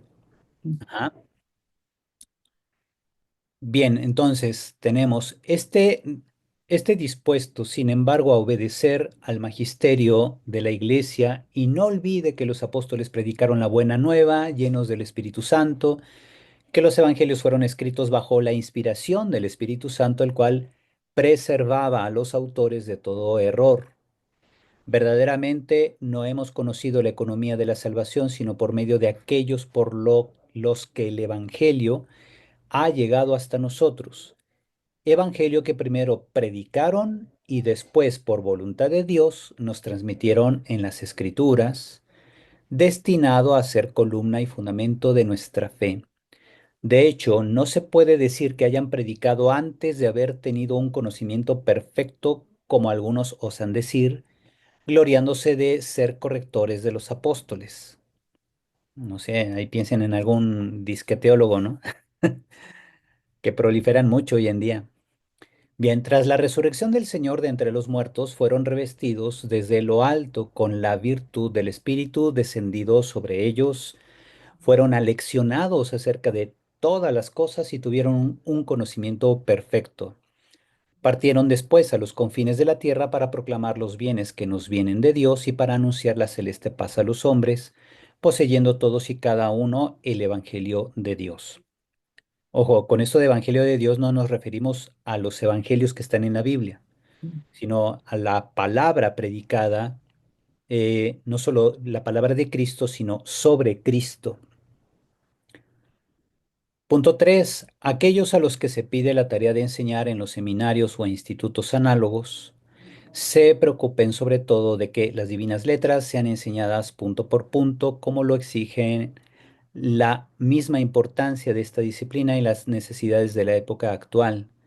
Los maestros pongan en primera línea la doctrina teológica, de modo que las Sagradas Escrituras se conviertan para los futuros sacerdotes de la Iglesia en fuente pura y perenne de vida espiritual para cada uno personalmente y en sustancia para el ministerio de la predicación que les espera.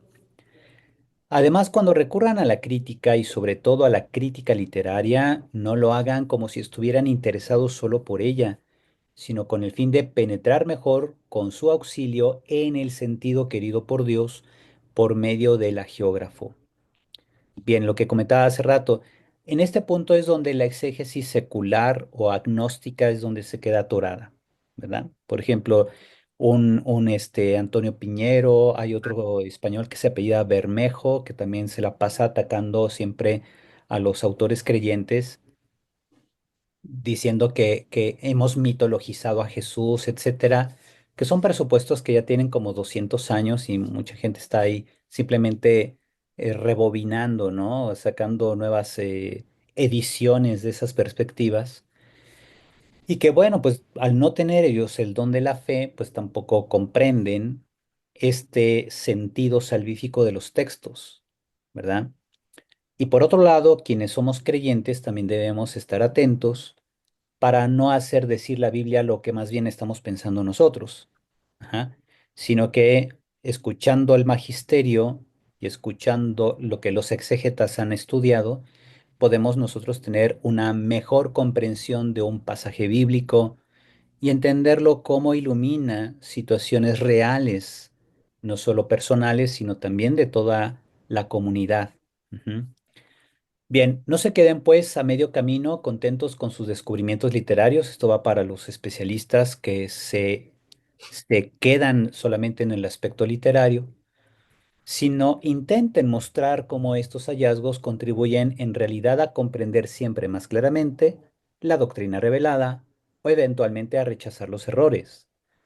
Los docentes que siguen estas normas harán que los alumnos encuentren en la escritura aquello que eleva la mente a Dios, aquello que nutre el alma e impulsa la vida interior.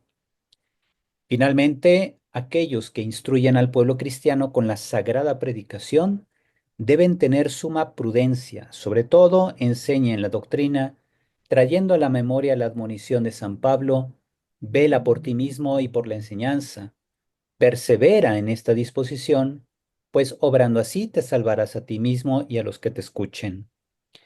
Se abstengan absolutamente de proponer novedades vanas y no probadas suficientemente.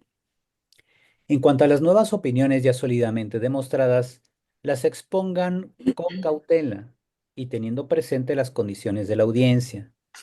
En el narrar los hechos bíblicos, no mezclen elementos ficticios que no se conforman a la verdad. Esta virtud de la prudencia debe ser característica sobre todo de aquellos que difunden libros de divulgación entre los fieles.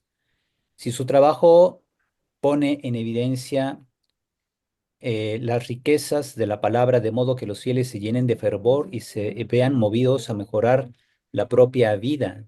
Sean escrupulosos en no separarse jamás de la doctrina sana, de la sana doctrina o de la tradición de la Iglesia, ni siquiera en pequeñas cosas, a pesar de que consideren preciosos los progresos en la ciencia bíblica y utilicen provechosamente los resultados de los estudiosos y modernos.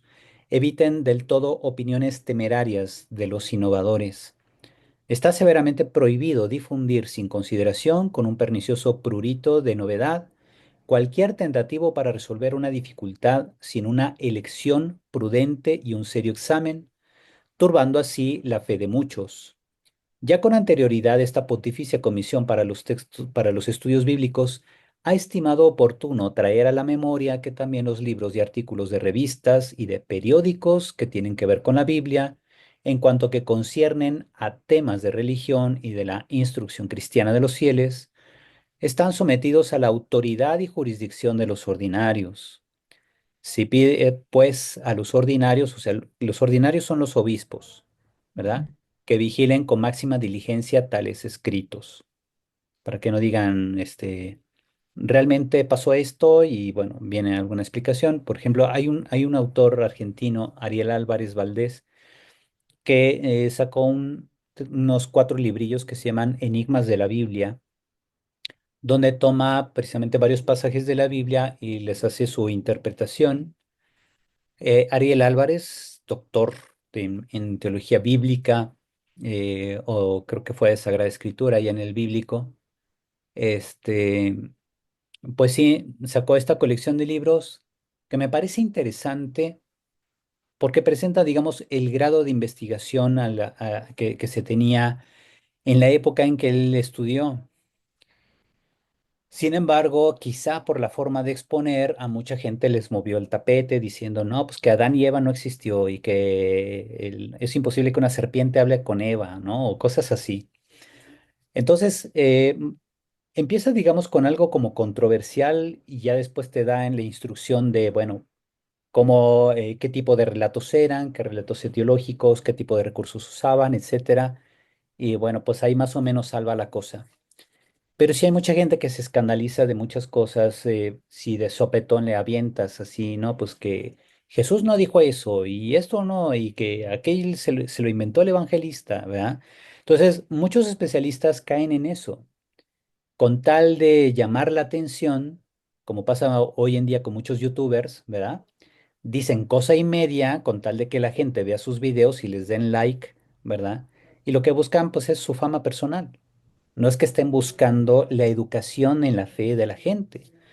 Buscan sobresalir ellos, ¿verdad? Y ya sea para bien o para mal, ya sea para atacar a la fe o para supuestamente defender la fe con una postura muy radical, pues lo que hacen es encender la mecha y poner a pelear a todo mundo y la gente, el chiste es que la gente vea sus videos.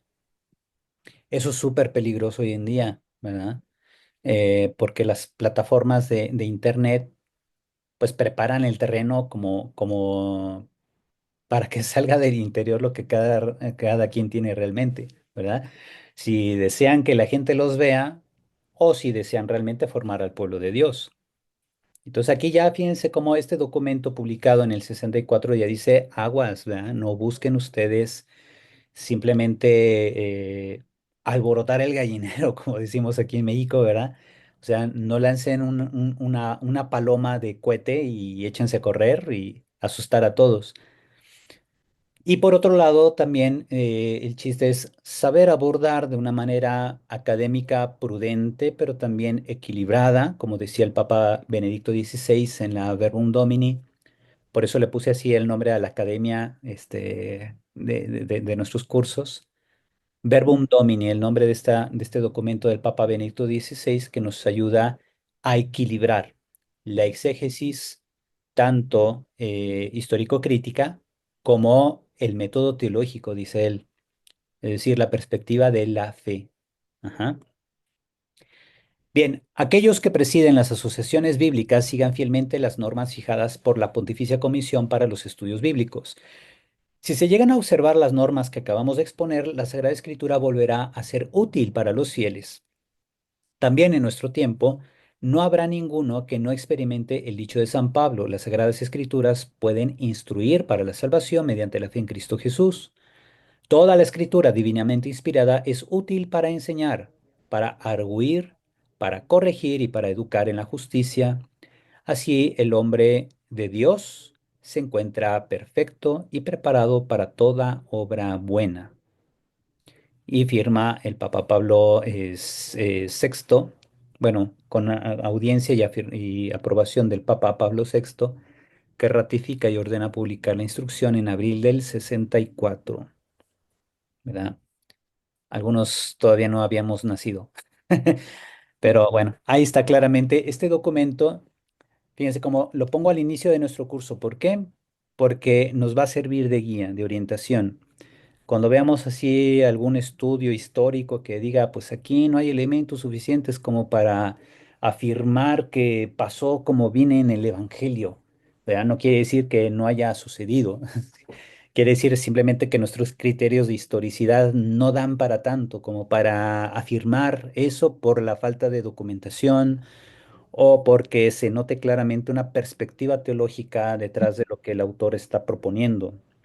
Como siempre les he puesto, ¿se acuerdan? La comparación de los textos de Marcos y Mateo sobre la confesión de fe de Pedro en Cesarea de Filipo. Un evangelista dice que en el camino, en la zona de Cesarea de Filipo, Jesús hizo la pregunta. Otro dice que ya habiendo llegado a Cesarea de Filipo, Jesús lanzó la pregunta. Luego, la respuesta de Pedro en San Marcos, cuando Jesús dice, ¿y quién soy yo para ustedes, verdad? ¿Y quién dicen ustedes que soy yo? Pedro en Marcos simplemente responde, tú eres el Cristo, o sea, el Mesías. Mientras que en San Mateo tenemos una respuesta más larga, tú eres el Cristo, el Hijo de Dios vivo. Después viene un gran elogio de Jesús a Pedro, dichoso tú, Simón, hijo de Juan, etcétera, etcétera, donde le da las llaves del reino de los cielos y todo eso, cosa que no viene en Marcos. Y luego, peor aún, los otros dos evangelistas no dicen nada al respecto, ¿verdad?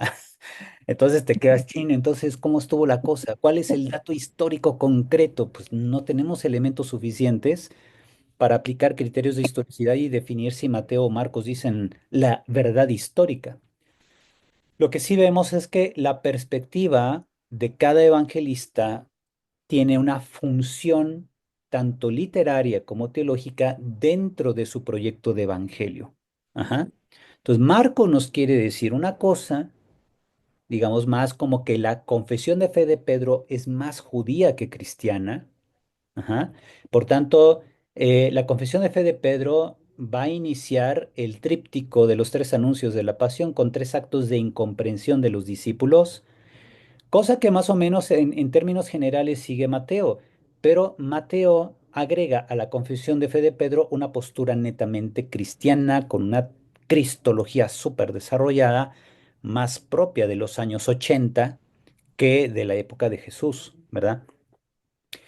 Y entonces no significa que Mateo se invente una respuesta de Jesús, sino que el Espíritu Santo lleva al autor del Evangelio de Mateo a decir o a colocar en labios de Jesús una frase que sintetiza la voluntad de Cristo para con Pedro, que reflejó Cristo durante 3 años, ¿verdad? Entonces, en esa relación entre Jesús y Pedro, que el evangelista quiere plasmar en un dicho lo más concreto y denso posible, pone un elogio de Jesús muy extenso que reafirma la cristología del Evangelio de Mateo, que reafirma el rol de Pedro dentro de la comunidad creyente y que a su vez da un solidez a la fe de la comunidad, muy probablemente antioquena, de Antioquía de Siria, a quienes escribió originalmente Mateo, que por alguna razón histórica vio necesario decir eso o poner eso en labios de Jesús, tal vez para calmar ciertas controversias que había en el interior de la comunidad antioquena y mostrar así, poner un punto final, ¿verdad? O sea, pongo en labios de Jesús esta síntesis de una enseñanza eh, que no solo sirve para crear cohesión y comunión en la comunidad, sino que además son palabras que sintetizan la relación entre Jesús y Pedro y la voluntad que Jesús históricamente quería establecer con Pedro como cabeza de toda la comunidad creyente, ¿verdad? Cosa en la que coinciden todos los evangelios, ¿verdad? Todos los 4 evangelios coinciden en que Pedro tiene un rol único, irreemplazable dentro del grupo de los 12 y por algo Jesús lo escogió, ¿verdad? Jesús no nos explica las razones por las que elige a Pedro, simplemente a través de los textos nos vamos haciendo una idea de lo que se llama la identidad narrativa e identidad teológica de Pedro en los 4 evangelios. Ajá. Y hay muchos estudios, muchas investigaciones al respecto. ¿Ok? Muy bien, no sé hasta aquí si hay alguna duda, alguien que quiera agregar algo, puede levantar la mano, pueden comentar también, no sé, nada más no se amontonen. O va quedando claro aquí el punto de partida? Bien, entonces vamos a poner aquí. Empezamos con la fase uno o la primera búsqueda del Jesús histórico. Vemos, es tan antigua que si se fijan, todos los autores están pintados, o sea, no había fotografía en ese tiempo. Tenemos solamente pinturas de estos estudiosos de la época. Generalmente vamos a ir viendo, pues, como que tienen unas posturas muy críticas hacia la fe. Es la época de la ilustración, la época de ir descubriendo que la ciencia puede lograr más cosas y pues viene una idea de que la iglesia ha estado controlando a la sociedad a través de mitos, ¿no? Y eso es lo que va a alimentar la idea de estos señores. Entonces tenemos, por ejemplo, aquí Reimarus es el primero que está hasta arriba. Tenemos Lessing, Herder. Herder es este segundo que está aquí. Perdón, este es Lessing, Herder es este. Y finalmente Strauss. Fíjense cómo van cambiando. Reimarus es de 1694. Ajá, nacido en esa época, desarrolla sus escritos durante el siglo XVIII.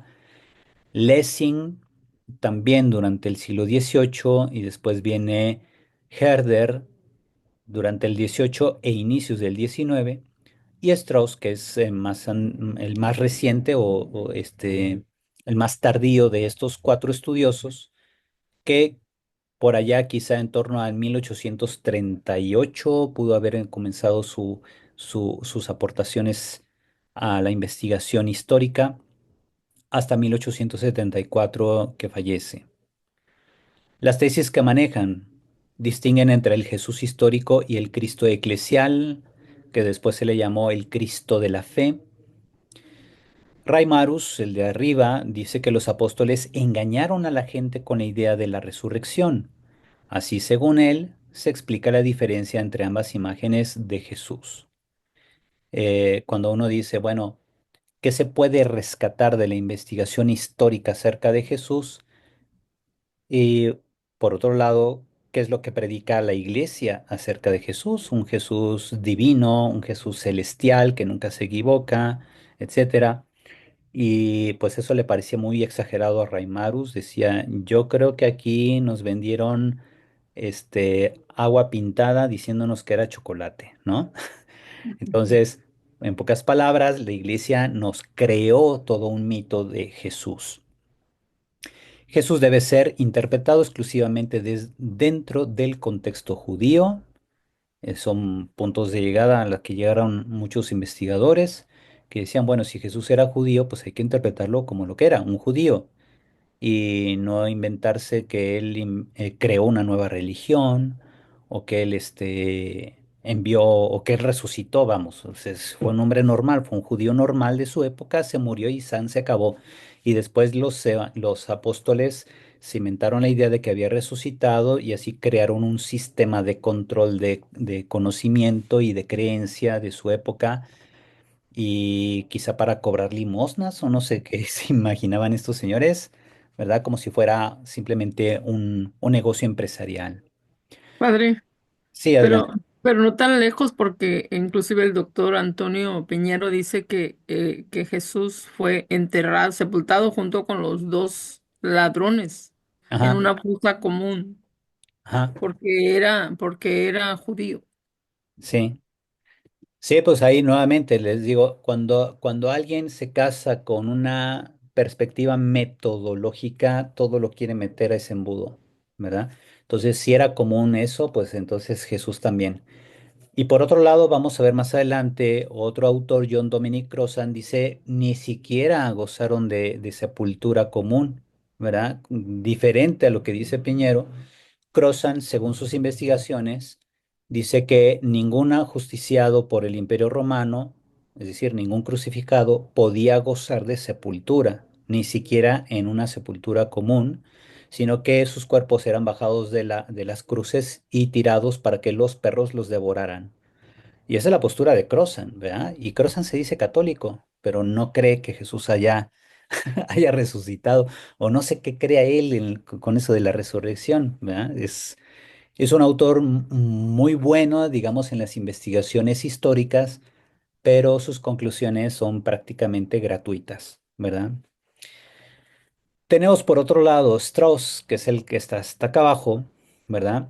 Afirma que hay un mito que surgió en torno a la tradición jesuática, especialmente en el Evangelio de San Juan. O sea, que le parece que Juan mitologiza a Jesús. Y se ve desde el prólogo que afirma la divinidad de Jesús, ¿verdad? En principio estaba la palabra y la palabra era Dios. Y ahí es donde Strauss ya brinca y dice, no se puede saber eso, ¿verdad? Y entonces se pone en una postura así radical, centrado o casado literalmente con su metodología histórica. Y dice, pues como no se puede probar, primero, que Dios exista, segundo, que Dios pueda intervenir en el mundo. Y tercero, que si Dios interviene en el mundo, no tenemos cómo saberlo porque nuestra mente no daría para comprender las dimensiones de lo sobrenatural. Y esa es propiamente la postura del agnóstico. No es que niegue la existencia de Dios como hace el ateo, sino que el agnóstico dice, bueno, si Dios existe e incluso si llegara a intervenir en la historia, no tenemos cómo saberlo, ¿verdad? Nuestra mente humana no da para abordar lo infinito, para abordar lo sobrenatural en caso de que exista. Y esa es la postura de Piñero y es la postura de muchas personas que son así agnósticos.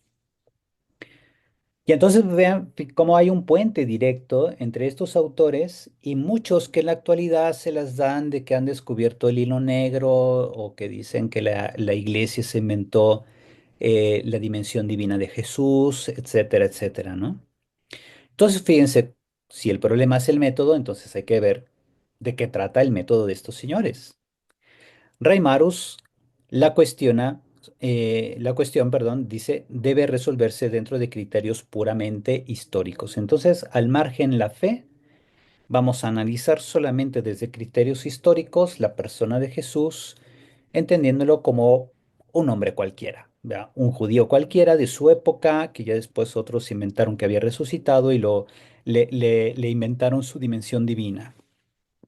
Ajá. Eso fue Strauss.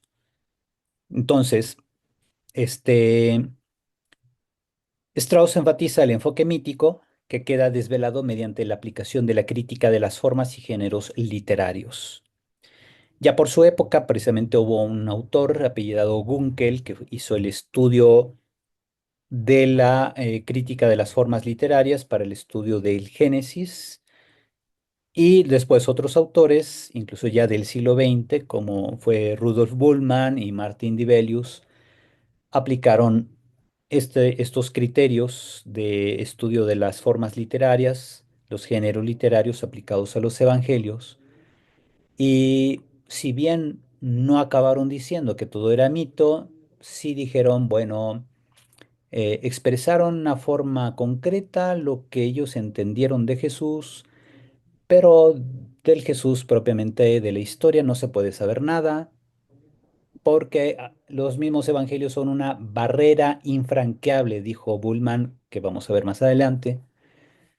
Para él, los evangelios nos muestran lo que Jesús era para los cristianos de fines del siglo primero, pero no nos dicen nada sobre el Jesús histórico.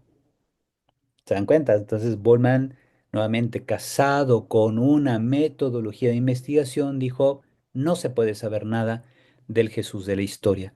Y esto lo dice influenciado por estos señores concretamente. Ujú. Estos que están en pantalla. Vemos entonces cuál es el contexto histórico, filosófico y teológico de estos especialistas. El contexto es la Ilustración. Del siglo XVIII exige aplicar solamente métodos históricos con criterios científicos a los textos bíblicos. Y la filosofía de Hegel influye en Strauss. Concretamente, Hegel dice que prácticamente todo el universo, en su constante evolución y cambio, va logrando una comprensión de sí mismo a través de la mente humana, que es un ser más entre todos los seres del universo, pero que es el que puede recapacitar, pensar, reflexionar sobre el universo mismo. Y entonces, para Hegel, a través del ser humano, el universo llega a una plenitud de su desarrollo y a eso le llama el espíritu absoluto, ¿verdad? Pero no es que haya un Dios, sino que simplemente el universo en su constante evolución llega a un punto en que reflexiona sobre sí mismo a través de la mente humana y de ahí entonces eh, una forma de proyectar este, este concepto de perfección, este concepto de espíritu absoluto, pues ve necesario el ser humano inventar la religión. Y en pocas palabras, toda religión es invención del hombre para tratar de dar un sentido a lo que es el universo. Ajá. Entonces, fíjense, todo eso es lo que está de fondo del pensamiento de Hegel y esto es lo que está alimentando la postura ilustrada de estos cuatro señores que fueron fundamentales en su época. Después vino una segunda fase, que es una fase de la teología liberal sobre la vida de Jesús. Aquí hay varios autores que aparecen, vamos a hablar de ellos. Tenemos Holzmann, Hasse, Weisslach, Schmidt y Brede. Oscilan desde 1832, o bueno, 1800, el Hasse es el más, el que nació primero, ¿verdad?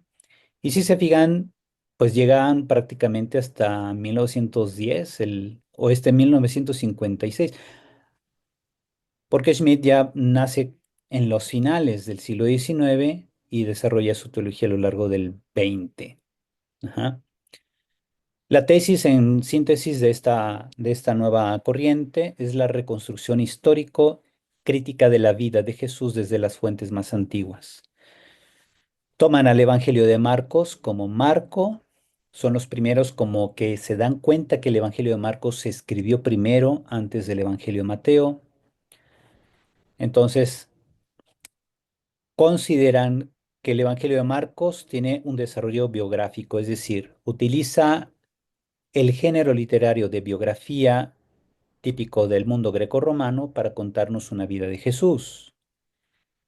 Y consideran que el punto de inflexión está en Marcos 8 en la confesión de fe de Pedro, que para ellos es una confesión todavía cristiana.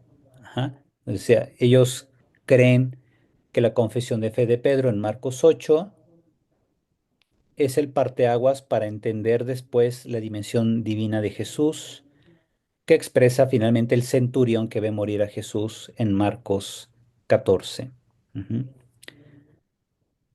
Entonces, aquí lo que hay es una inversión. Aquí se me fue la palabra, es una inversión de la doctrina de Jesús que es reconstruida desde la base de la fuente Q.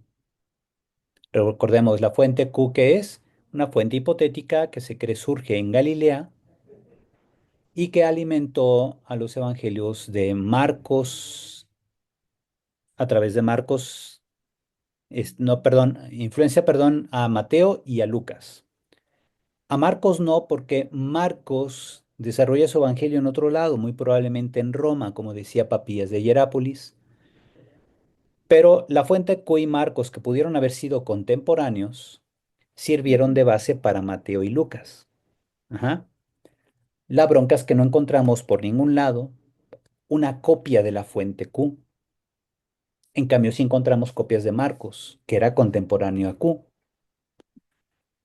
Y así hay muchos otros factores por los cuales especialistas de gran talla han puesto en tela de juicio la existencia de la fuente Q, aunque su posible existencia logra explicar muy bien algunos puntos en común entre el Evangelio de Mateo y el de Lucas, por lo que se cree muy probablemente existió. Quizá no gozó de tanta divulgación y por eso no hay copias de la fuente Q, pero sí es muy probable que haya existido. No tenemos cómo probarlo y ni siquiera las coincidencias entre Mateo y Lucas son prueba de que Q haya existido, porque puede ser, como proponen otros, que después de que Marcos publica su evangelio, Mateo publica el suyo, después llega la copia del evangelio de Marcos y de Mateo llegan a manos de Lucas. Lucas entonces elabora su propio evangelio en una primera edición y después esa primera edición de Lucas llega a manos de Mateo, quien decide agregar otros aspectos, otros pasajes a su evangelio y sale una segunda edición de Mateo, que a su vez vuelve a influenciar en Lucas y Lucas modifica su evangelio original y sale una segunda edición de Lucas. Y las ediciones segunda de Mateo y de Lucas son las que llegan a nuestra Biblia hoy. Eso también es una hipótesis, no tenemos cómo probarlo, pero de ser así, esa hipótesis haría ya innecesaria la hipótesis de la fuente Q, porque todas las influencias de Mateo y Lucas se dieron en una época donde entre ellos se leían y se modificaban, y por eso comparten tanto material que no está en Q, bueno, que no está en Marcos, perdón, pero eso no garantiza que Q haya existido. Pero otra vez, son teorías, son hipótesis que no se pueden probar. Ese es el punto neurálgico, ¿verdad? Hay muchas cosas que no se pueden probar. En cuanto al método y criterio de estos señores, tenemos entonces crítica literaria, la teoría de las dos fuentes, Marcos y Q como base para Mateo y Lucas.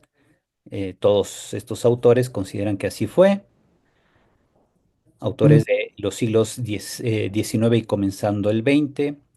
Contexto histórico, filosófico y teológico de estos especialistas. La crítica contra la Iglesia es el único móvil de la teología liberal. ¿Cuál es la base de la teología liberal? Decían ellos, hay que liberar la fe del dogma católico y renovarla solo desde la historia. Por tanto, hay un presupuesto. Ellos consideran que los papas y los obispos han buscado controlar a la sociedad a través de la invención del cristianismo.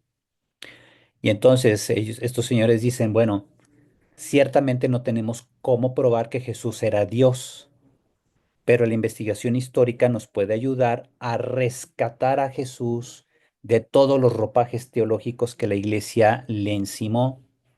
Y tú te quedas, ¿será así? ¿O no será que precisamente los evangelios se escribieron precisamente para dar testimonio de quién es Cristo, ¿verdad? ¿Qué significado tiene? Y esto precisamente requiere la complementación en este curso del estudio de los inicios de la devoción de Jesús, como desde mediados del siglo I ya existían comunidades que reverenciaban a Jesús, que celebraban los misterios de Jesús. Está reportado ahí en las cartas de San Pablo, que se escriben 15 años antes del Evangelio de Marcos, ¿verdad? O sea, ya tenemos desde época paulina comunidades que celebran los misterios de Cristo, que reconocen que Jesús murió y resucitó por nosotros, que celebran el bautismo y la Eucaristía, dándoles el significado que después la Iglesia ha ido reconociendo a lo largo de los concilios y dogmas. Ajá. De modo que la Iglesia no se inventó ninguna divinidad de Jesús, sino que ésta fue reconocida precisamente a partir de la certeza de que Jesús había resucitado de entre los muertos y que los apóstoles decían que Él los había enviado a evangelizar. ¿Ok? Y ahí empezó entonces la devoción de la persona de Jesús, mucho antes incluso que Pablo se convirtiera. Ajá. Y si Pablo se convierte entre el 33 y 35, imagínense, entonces estamos hablando que la devoción de Jesús fue desde los inicios, desde que se tuvo la certeza de su resurrección, ¡pum! Se empezó a extender una nueva comprensión de Jesús, ya no como un heraldo del reino de Dios, sino como alguien que hacía presente el reino, alguien que representaba a Dios en la tierra y que precisamente fueron entendiendo muchas de las acciones de Jesús y las trataron de explicar valiéndose de recursos literarios después, ¿verdad? Pero lo que fue el punto de partida fue la certeza de la resurrección. Ajá. La cual ciertamente, con los criterios de historicidad que hoy manejamos, no podemos probar qué sucedió dentro del sepulcro vacío, bueno, del sepulcro que quedó vacío, pero sí se puede confirmar que los primeros que salieron a anunciar la resurrección lo hicieron con tal determinación que no les importó perder la vida, con tal de anunciar lo que vieron y con tal de realizar lo que dicen que Jesús les encargó, y que entendieron que su muerte alimentaría la fe de muchos y por eso se entregaron a la muerte cuando les vino el martirio sin chistar nada, con la completa certeza de que estaban al servicio de aquel que había resucitado y que ellos habían visto, con quien habían convivido después de la resurrección. Obviamente esto no lo entienden estos señores, que todo lo limitan a su metodología estrictamente racionalista.